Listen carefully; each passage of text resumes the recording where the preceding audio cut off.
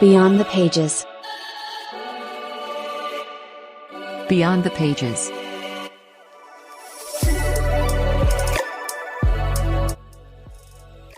Hello, everyone, and welcome to another impactful episode of Beyond the Pages podcast, proudly brought to you by Accessible Publishers Limited. My name is Uchechukwu Judith Nwafor, and today we came with a very interesting topic. This topic is very important to students, to teachers, to educators, because it is something that will make your students feel included. It will make your students have a place in your classroom and also understand better about what you are teaching. So the topic we'll be discussing today is all about fostering inclusivity, how multilingual education can help students can carry students along, students with multilingual background with languages that is not really what we use in our educational settings. Marginalized, there are communities that are marginalized, that are using languages that people don't use every day in their classrooms. So language, something about language is that language is not just about communication. Language is also about someone's culture, someone's identity. Yeah. So imagine if your students, if you use their language to teach them, that means they will not just learn, they will thrive and they will succeed academically. So without going too much into that, we have a special guest with us today. She's a teacher. She has been teaching for a while, and I believe she has a first-hand experience. She has taught lots of students from different backgrounds. So welcome today, Mrs. Bridget Akingbolu. Welcome to the show. Thank you very much, Miss Judith. Miss Judith, thank you very much. I'm pleased to be on this accessible platform podcast, right? Yeah. If I'm not mistaken. Yeah. Yes, I think she has been able to introduce me by name. I am Akingbolu Bridget Itunu. And do I go ahead with further introduction of myself? Yeah. Right. This person has been a teacher, a classroom teacher for over a decade now. Wow. I think precisely about 13 years, if I'm not mistaken. And I've had the opportunity to teach at different levels of education. Okay. Talk about primary, secondary, and tertiary as well. Okay. And my teaching experience have been gathered in different parts of the country, which makes me feel comfortable with discussing this topic, right? Because of my previous experiences in the teaching environment. Now, let me be precise about the environment we have been able to gather my teaching experience in the country. There's the western part of the country, and again the northern part, a bit of the northern part. Okay. I started my teaching career in Ekiti State. Okay. After then, I had to move to the northern part, precisely Taraba State, before coming down to Oyo State to teach. So I've been able to encounter children who speak different languages, and I should be able to say a bit of our language influences in learning. Yeah. And another interesting part is that I am myself a language teacher. Wow. Right. So I'm not just a teacher, I'm a language teacher. I teach English language precisely. And because English language somehow is the official language in Nigeria, aside being an official language, that's also assumed the position of the language of instruction in the classroom. So I think that's a bit about myself, a teacher of language with experience gathered in different places in the country. Yeah, thank you so much for honoring our invitation for this podcast. You see, we have an excellent guest for today because, Nigeria, we are diverse in culture and languages. Imagine how many languages we have in Nigeria. And for you to have been able to teach in the northern part of northern part, and also in the west. Yeah. Yes, that's an amazing one. Thank you so much for being here. So I think we should go into our very first topic for today. So in what ways do you think multilingual education contributes to students' cognitive development, academic success, and particularly those who may struggle with language barriers, people that have language barriers? How do you think multilingual education helps them to, cope with academic progress. Okay, thank you, Judith. I think for the sake of our audience, we should give a bit of background About to this topic. Yeah. Yes, this topic has to do with fostering inclusiveness, especially with marginalized students, with the use of multilingual education. Whenever we talk about marginalized students, we can't talk about marginalization without talking about a group. Right? Whenever there is a group, whenever there is a classification, and a group seems to have a better chance, a better access to something that should have been a common benefit to everyone, then we talk about marginalization. And where there is marginalization, the discussion of inclusiveness becomes necessary. Now, marginalized students are students who are from, let's say, who have an historically limitation in terms of socio-political power or in terms of linguistic usage, right? And students like these will not be able to have access to content in the classroom just as every other student would. And in such a situation like this, we begin to talk about how to foster inclusiveness. And inclusiveness is an ideology, a kind of practice that snubs marginalization in such a way that it wants to embrace it. It preaches equality among all learners. And I think it is just fair. One of the ways to create fairness for students to access content of every topic or content of whatever goes on in the classroom is by creating, is through the use of multilingual education. And then what is multilingual education? At the beginning, you said this is going to be of advantage to teachers, to learners, and even parents, as well. And at the end of this discussion, this would also be of help to people who are in positions of authority in education at state level and at federal level. Now, multilingual education has to do with the use of more than two languages in the classroom. Multilingual education is an initiative of UNESCO in 1999 because, and this basically is a term that is used for the usage of three languages, at least three languages in the classroom. And when we talk about three languages now, we talk about a mother tongue. That is the language of the L1, the first language the child picks, right? And then we talk about the use of, I've mentioned the first one, the use of mother tongue. The second one is the use of a regional language or a national language like Yoruba, like Igbo. And then the third one is the use of an international language. Talk about French now, right? So those three languages basically. Now, by implication, we are talking about the use of a mother tongue in the first early years of education for a child. That means every child is expected to learn in their mother tongue at the beginning of their education journey, right? And that is the basic meaning of multilingual education. Now, before a gradual introduction of a second language to a child, we're supposed to start. Now, going back to your question, how multilingual education can help marginalized students to achieve success and cognitive development. Now, number one, if a child learns in the mother tongue, such a child is able to access content better. Instead of having to struggle with understanding concepts in an L2, like I said, I'm a teacher of English language.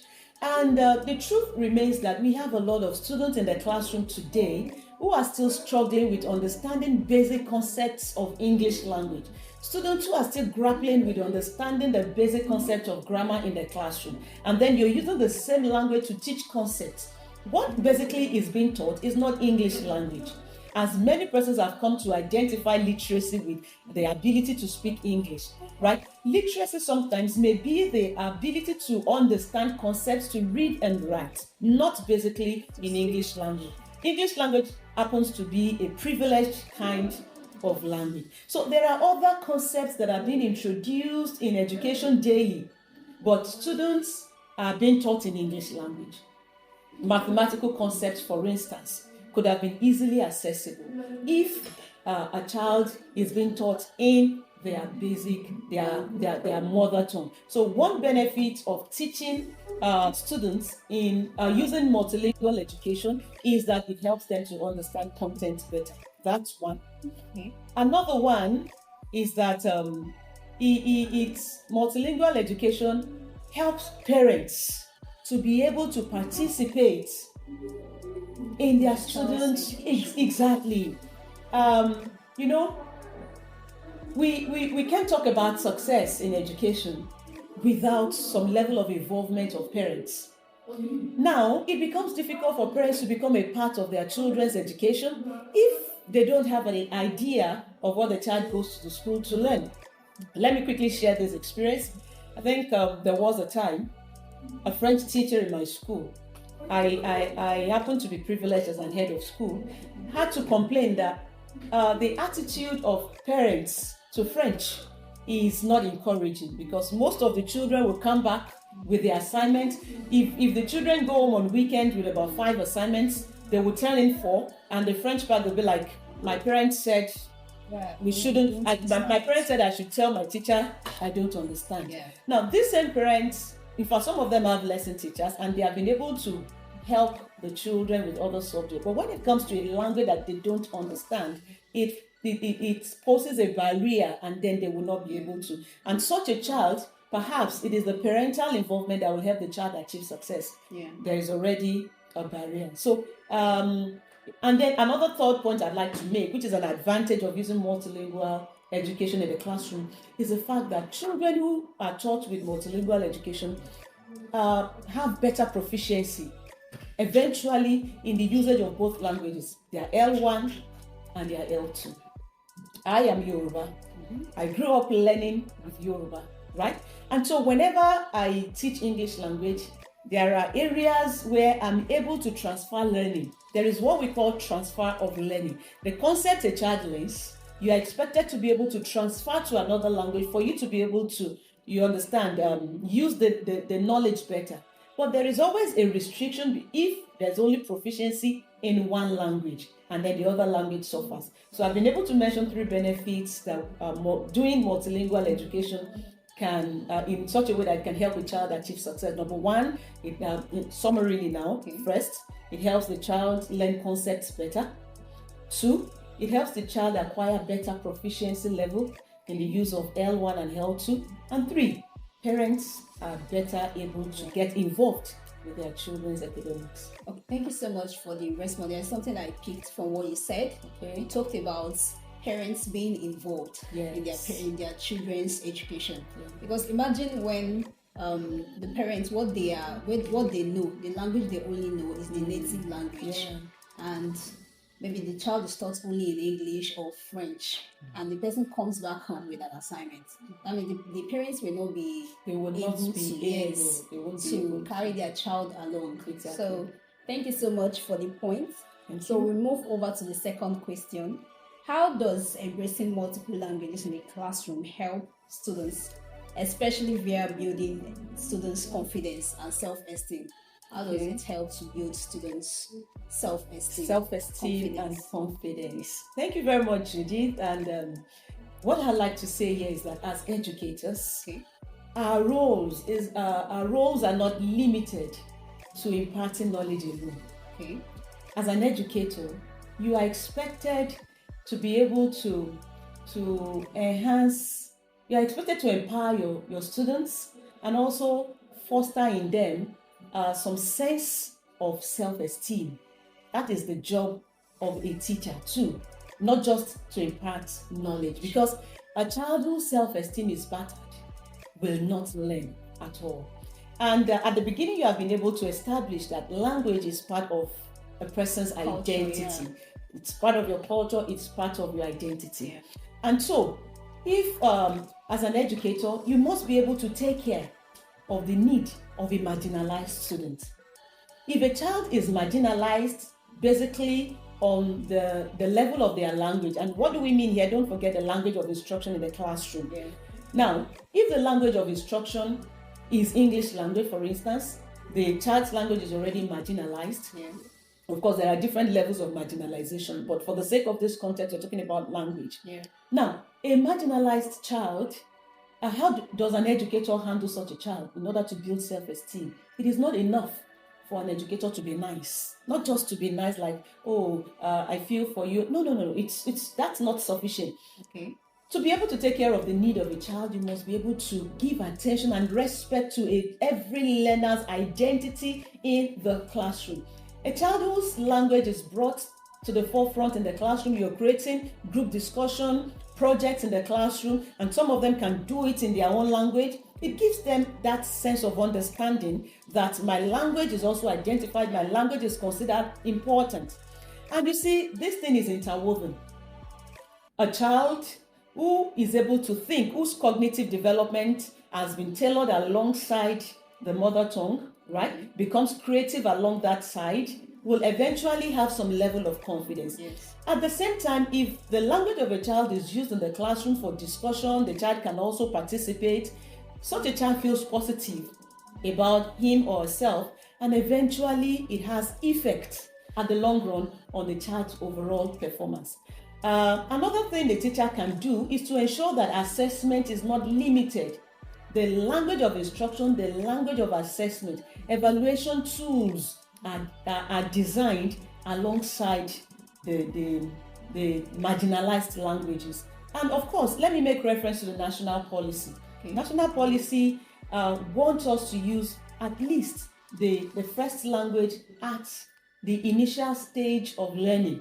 And then going forward, let's say after a period of 3 years, then you can now learn a second language as a subject, not still as a language of instruction. Then before you learn a foreign language as a subject. So if this is given attention to, a child definitely will feel positive. And the same thing will translate to the parents at home.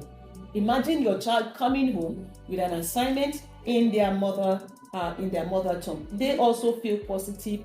And some of the things schools do nowadays, because like I said at the beginning, it is not only in terms of language that a child can feel marginalized. Yeah. Religion, tribe, and the likes. There is a way school owners try to give attention to all of these things, right? If we also have educational materials, the resources, we also have resources like textbooks, Yeah. in such yes, it makes language. in their own language. Or let's say posters in the classroom that could be written in their languages. It makes them feel a sense of connection to that classroom. Let's not forget that a classroom is not just the building. It's not just the four walls. Classroom sometimes is a sense of is that place where you belong to. Of course, you can hold a lesson under the tree, but what matters is that sense of belongingness in the classroom, and that is what every teacher should strive to make their students achieve. And you can imagine whereby a student feel like he's excluded. Maybe other people, they are understanding this official language, but that student doesn't. Yes. And he feels excluded. Classroom will not now be what you call it. Exactly, because don't forget at the beginning we said it should be access. They should be provided access and opportunity. Of course, this does not mean that a child will be 100%. No. But what inclusiveness has to do with is giving everybody an equal platform, equal opportunity, right? Yeah. So that it's not like I have access because I speak English better, and then you assume that this child is dull. Yeah. No, the child is not dull. It is just because the child has not been given the access to the same thing. A question came up recently, like, okay, what happens to those children who are in your classroom and you say they are dullards, right? Eventually they become dropouts, and then they go to register in, let's say, a mechanic workshop, and such a child thrives and they do well. What is responsible, right? One of the factors that could be responsible is the language of use, because if you go to learn a mechanic at a mechanic workshop, most of the time you are taught apart from it being practical, the person who is teaching is also instructing with the language that you understand. Do you understand? So this could be a major factor why wherever we are in the classroom, in a typical Nigeria setting these days, we begin to use English language as a language of instruction, where a child still does not even still understand the basic principles of a language. And you know, one thing is that you know, children comes from different backgrounds. Like students in your classroom, they come from different backgrounds. Exactly. So maybe this person's parents, they are talking normal communication language they use in their house is English. And this other person is the native language. So the way both of them will respond to a teacher in the classroom, yes, will be different. Definitely. So that's why I also feel like teachers should also, you know, try to take that into consideration. Yes, yeah, it is necessary. But then there are lots of factors militating against the use of multilingual education. There are a lot of factors. Number one, teachers themselves. Majority of teachers are not aware of what we're talking about. Teachers are not aware. Awareness, yes, of what is called multilingual education. But teachers that studied education in school, are they not meant to have thoughts like what is necessary about multilingual education? You have thought rightly, Judith. You have thought rightly, right? They should be, but not all are. In fact, a good percentage are not. And awareness is also different from training. Some who are aware are not even trained too. Right? Then another factor militating, I've mentioned two. Awareness is one. The second one is training. The third one is preference. Even where there is awareness, where they are trained, some persons, some teachers, some students, some parents have expressed preference for the use of English language. So it's another factor too, militating against the use of. So when you were talking, something came to my mind. You know, what of a teacher that you are teaching in a place that they are not using your local language, like you don't know about their native language, their first language. Like you mentioned that you taught in the north. Yes. So how were you able to? Okay, I was going to share my experience if you asked me to. Okay. So I didn't want to jump. If you actually want me to share my personal experience, success story with the use of multilingual education in whatever in the classroom setting in Nigeria, I was going to share that. Okay. So I go ahead with your permission? Okay, yeah, go ahead. All right. Now, as a teacher of English language, you know, I call a typical classroom now a semi-multilingual. Why did I coin the semi-multilingual? Because it is just a phenomenon that you just explained. In a typical classroom, you could have a Yoruba student, Igbo student, Hausa student, and maybe you even have actually taught, even in Ibadan, in a school where it is 96% Igbo community. Ibadan. Yes, here in Ibadan. The school is 96% Igbo community. And I am Yoruba. Even recently, whenever I teach and I want to give examples, illustrations, I will definitely give from what I am familiar with. But most of the time, the concept I'm familiar with that I'm sharing may not be easily accessible to the students because we don't share the same cultural background. Now, whenever I teach English language, when it comes to sound in oral English, my knowledge of Yoruba helped me while I was a student in school to understand better the sounds of English. Not completely, but at least it helped me 75%, which made me outstanding when it comes to phonetics and phonology. And so when I am also teaching students, I tend to use that example, and especially when it comes to handling stress, the stress pattern, the primary stress pattern, right? You know, Yoruba language is a tonal language. And as a tonal language, we have three tones. We have the do, re, mi, and the do is a lower tone. The mi comes with high pitch, and then we have the middle, right? So when you're teaching primary stress pattern 2, a stress syllable, of course, is a syllable that rises, right? That is expected to be rendered with a higher pitch than an unstressed syllable. And so if I want to teach a child to stress education, and then I'll use the tonal, the Yoruba tonal as re re mi do, re re mi do. And so the sense of mi, which is the high tone, the student is able to pick. And of course, that doesn't work in all situations, but at least 85%. So if a child is Yoruba, the child understands the Yoruba tonal system. With that, the child can at least sail through when it comes to, do you understand? Yes. But for students in the same class who are Igbo, who are Hausas, they may find this a little bit difficult. Now, when I taught in the North, I lectured at the College of Education at Jalingo, Taraba State, and this was a very large classroom of over 100 students.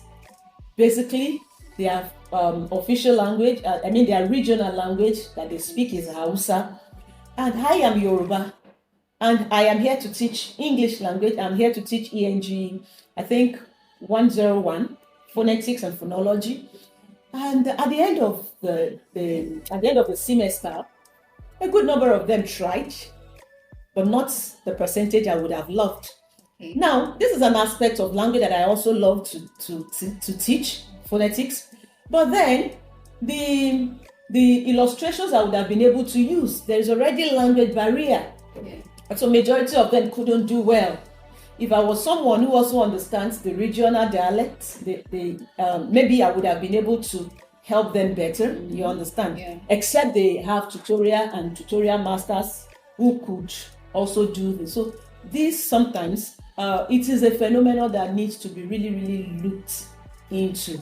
It's very essential, especially when we are also posting teachers. These are the Nigerian NYSC scheme too, can also put that into consideration. If teachers are going to teach in an environment they are not familiar with, the level of involvement and maybe what class they teach. Since multilingual education as established or by the initiative of UNESCO has to do basically with the earlier level of education, the primary level of education. This may not really hold for secondary school education, but that is not to say that the educator should not be aware of the fact that I am teaching children from different backgrounds. But this is mostly essential for elementary class. Yeah, because you from what you said, you taught at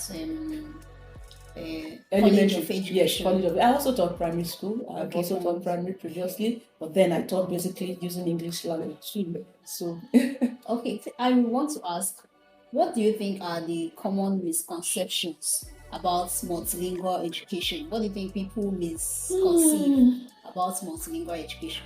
I think I mentioned this earlier that in recent time, people have come to wrongly think of literacy as the ability to speak English. And so still back to self-esteem, right?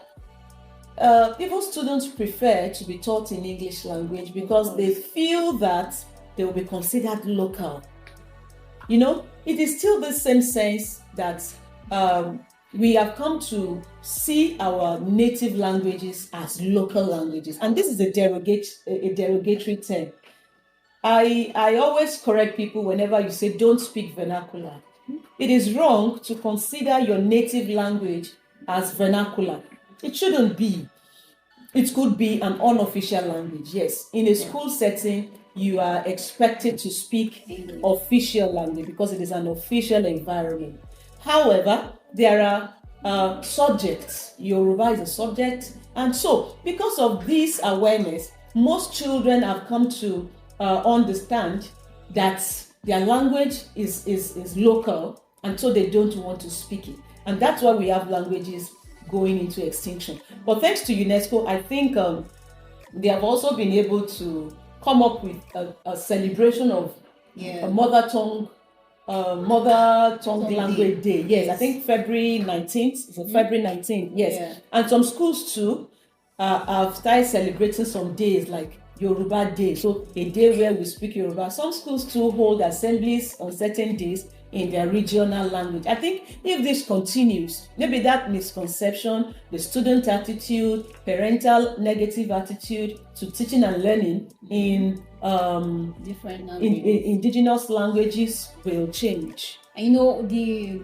theme for this year's International Day of Literacy, which is tomorrow, which is the theme for this year is also about, it's coined about around multilingual education, how to support, because this is something we really need, because Nigeria is an heterogeneous, linguistically is heterogeneous. So we have a lot of languages, and it should just be fair. It should just be fair that we create an all-inclusive learning environment, and this will eventually affect national development. How do I mean? When you have a nation with reduced population of dropouts, it eventually increases the rate of literacy, and it eventually has effects on the economic development of the nation. So also going forward, I wanted to ask, what do you think are the major challenges of implementing this multilingual education in classroom?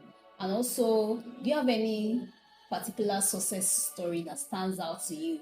Like maybe a student you helped out, or do you have any success story that stands out to you in your classroom, using multilingual education to teach your classroom that made the knowledge more effective? Yeah, I think I just shared some experiences. Now, I wouldn't call it success story. Okay. I would rather call it a practical story. Okay. It's not success. I won't term it success here. Okay. It could be success for the children who understand the language I was able to use. If I use Yoruba to teach, and then there are Yoruba students who are able to use that knowledge, you understand? That could be success. But for children who don't understand that same language, it's still a barrier. Yeah, it's a barrier. So it's still a barrier. So I won't call it success story. Now, recently, you see, some of us may not understand the depth of the topic being discussed until you find yourself in an environment where you don't understand the language. Forget learning environment now, forget the classroom now. Okay. If you find yourself in an environment where you don't understand the language, that is where you begin to appreciate the concept of what is being discussed. Now, recently too, I have a parent who approached me in our school, asking that the children be enrolled, and these are 3 kids coming from a French-speaking country. Okay. And these parents just prefer the children to come around for holiday coaching, because he is looking for every way to integrate the children into the school environment. And the pain of these parents is that these children are intelligent, they are sound academically, but the language may pose a barrier to their success when school resumes. Now, these children are in their classroom, and the language of instruction is English language, and in fact, the parent was even ready to go as far as putting the children in a boarding environment, because he believes that with day-to-day interaction with other children, they will be able to pay. So the pain of a parent having the child fail an exam and not being promoted to another class because of a language barrier, not because the child does not understand the concept. Do you understand? Yes. So such a situation, I think this will better help parents to appreciate this. And I think going forward, one of the things we could do is that whenever we find a child that is challenged, it could be because of the language of instruction. Because the language is also connected with the mind. We were talking about cognitive development. Language is connected with the mind intrinsically. And so, if a child is also not learning well, we may want to reconsider and check. But personally, I have not had such encounter, but the encounters I have had is still in a multilingual setting where only those who share my L1 will be able to benefit from me. Okay, you also mentioned something about NYSC, the multilingual challenges that we're also facing in this country. We are diverse, we have different languages. Yes. So NYSC posting them in schools, one of the aim of NYSC is for people to go and learn other people's culture. Yeah. To know about other people's language. So that was for us. Yes. Yeah, they will definitely be posted to schools. Definitely. And they will always try not to post you to your own region. Yeah, so yes. Definitely face that. Yes, challenge. And that was why I remarked that this, although multilingual education emphasizes elementary education. And so if NYC puts this into consideration, if core members are to be posted to teach, they could consider secondary school setting where English language is expected to be used now as the official language, but don't post them to the elementary level where we expect that the students still learn. And don't forget, I also said that one of the challenges is that the national policy on education that favors multilingual education is even still not being properly implemented. In most states, there are still issues with implementation and supervision of this policy on education. Because most states are still not looking into this. Curriculum is still not developed alongside some of them, or some that are developed are not even made accessible to educators. And I also made mention of education materials, resource materials are not still made available. So some of these things, if they are not there, if NYC core members are to be posted, secondary schools should be targeted more than primary schools. And I think that's what they do. They majorly post core members to secondary schools if they are to teach. Yeah. It's okay. So thank you so much for sharing this wonderful topic with us. When you were talking, something came to my mind because in my secondary school too, we were made to be speaking English.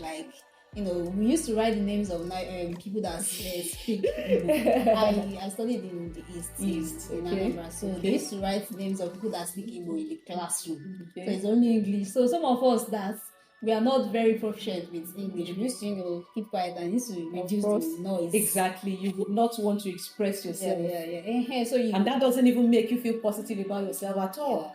So something like that. Thank you so much. So, but when students understand that it is not even out of place for teachers to, when they are giving examples, you're giving illustrations in English, also give illustrations in native languages that some of the children, a majority of the children understand. And there is this thing about resourceful teaching self. Sometimes in a school setting, they may not be, all the teachers may not be from the same region. So even if you want to make illustrations, there are times I teach, especially when I'm teaching vocabulary development. And when we're teaching vocabulary development, then there could be different fields that you want to make reference to. It's not out of place for educators. If there is a part you're not comfortable with, you can always invite a co-teacher to do a kind of co-teaching with you. So if you are to make a cogent illustration, you have illustrated in English, you have also illustrated in your own native language, and you also know that there is a child in your class who doesn't understand, and you have, for instance, an Igbo child, and you have an Igbo teacher. It's not out of place for you to invite an Igbo teacher into that classroom. Eventually, it makes your classroom interesting. It makes the classroom interesting. It makes your children feel that, our teacher have us in mind, right? But it only takes an intentional teacher to do this.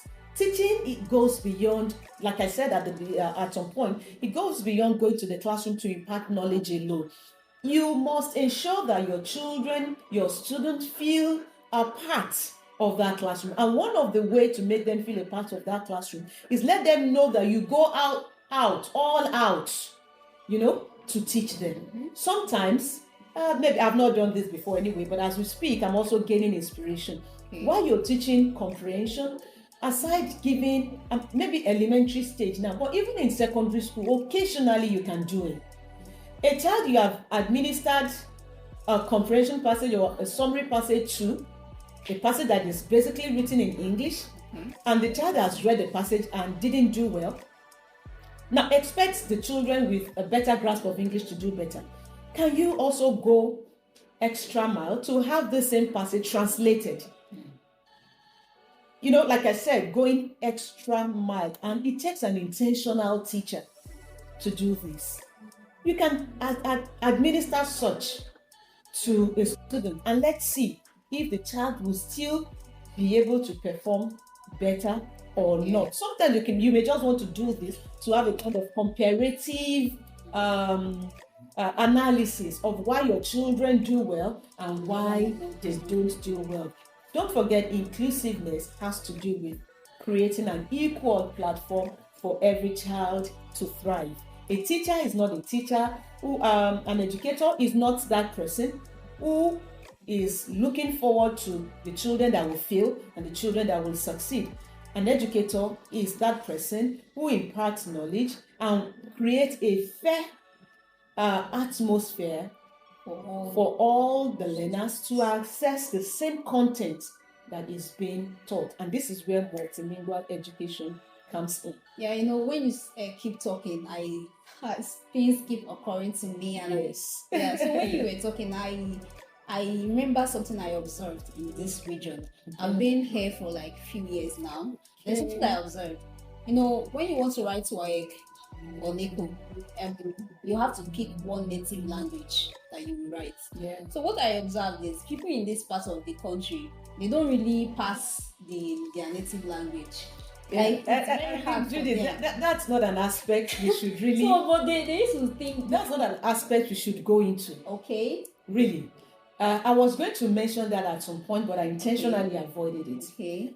The truth is, you know, learning, we have been able to establish that close relationship between identity and your language. Your language is you. Okay. So most of the time you are not even aware because you have a cognitive knowledge of your language. Okay. So forget that you don't even need to, you are not bothered about performance in your native language because you have competence. Right? So you are not even bothered about your performance competence because it is your native language. You don't need to learn the rules of grammar. You don't need to learn anything. And that is why they will fail their subjects, their indigenous language, because this time around, it is not just about speaking now. It is now as a subject. And as a subject, when they speak it naturally, they didn't even learn anything. Because it is cognitive. Yeah, it's just their way of life. It's innate. It's part of them. Do you understand? Yeah. But when it comes to having to learn the rules of grammar, when it comes to language, learning a language is not as easy to anyone. Be it English, and even the English they learn, some of them still fail. Do you understand? Yeah. And many a times we realize in this region that Igbo students perform better in Yoruba. Yes. Now, because it wasn't their native language. It's a language, it came to them as an L2. Don't forget I told you that one of the benefits of multilingual education is that it gives you eventually good proficiency in the L1 and the L2. Do you understand? Yeah. So for an Igbo child learning Yoruba with all strength as an L2, because he has an L1 already. Yeah. But for a Yoruba child whose Yoruba is a L1 and is now learning the L1 again, do you understand? Yeah. Don't expect so much, except this child has special interest in language. And a child that has special interest in language will not just do well in Yoruba because it's in mother tongue. The child will also do well in other language when it comes to language learning. So it goes beyond Yoruba and I must pass Yoruba. No. Okay, do you know why I said that? Because I think I asked somebody why does this kind of thing happen? And the person said they don't introduce the Yoruba language to them from elementary classes. That is like when you are now going higher. Yeah, I said that it shouldn't. Your mother tongue shouldn't be taught as a subject at elementary class. Okay. It should be a language of instruction. Like we communicate. Yes. Then as you progress, then it should now become introduced as a subject. Okay, so what do you now think when in a classroom here, it's still not the language of instruction, and it's still not a subject for elementary classes. Like, how will those students now, if the indigenous language not being a subject taught in a school, sometimes it's a problem associated with some school. Okay. Now, in my school, because I'm a language person, this thing has to do with your ideology. Okay. As a language person, I understand the place of language. And as Yoruba too, I love my language. I had to ensure I enforced the teaching and learning of Yoruba. I didn't just do that. I made sure that to gain the students' interest, because you can, if you're teaching a language and the children cannot read the language, it's as good as you're not teaching. Yeah. I ensure that literature texts are introduced even from that elementary stage in Yoruba. So that, because many a times we are quick to recommending English literature texts for children to be read. And until the children get to examination class, and then there are compulsory literature texts that should be read, that is when they introduce them. I don't wait till that period. There are interesting stories that should be read by children that will further create the interest of that language in them. Now, teachers, like we have identified these things. Some teachers don't even like to teach the language. So some of them don't even know what to teach, right? And when it now comes to exam, you hear things like they have Yoruba, and so a teacher that is supposed to be invigilating an exam will be reading the questions for the children. Or a teacher that's supposed to invigilate that because it is French will be reading the question for the children. I would stop such. I stopped such. Like, don't read for them. One of the things they should be able to do is if you're teaching, make sure you teach them also to be able to read the language. Yeah. Do you understand? Yes. So if a child is able to read the language, then they can speak it and the interest is sustained.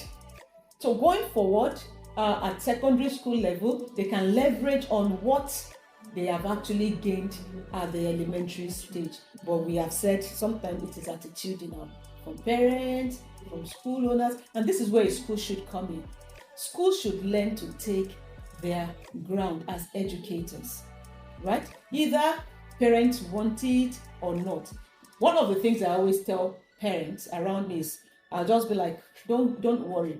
I'm not to cater for your need, right? I am to cater for the needs of these children. I'll just say jokingly, you have had your own teacher, right? You have had your own schooling. You have had your own education. I am more concerned about these children. They are my students. You are not my students. You are parents to my students. Let my students have their own first-hand experience in school. So if school owners know the things that are best for children, right?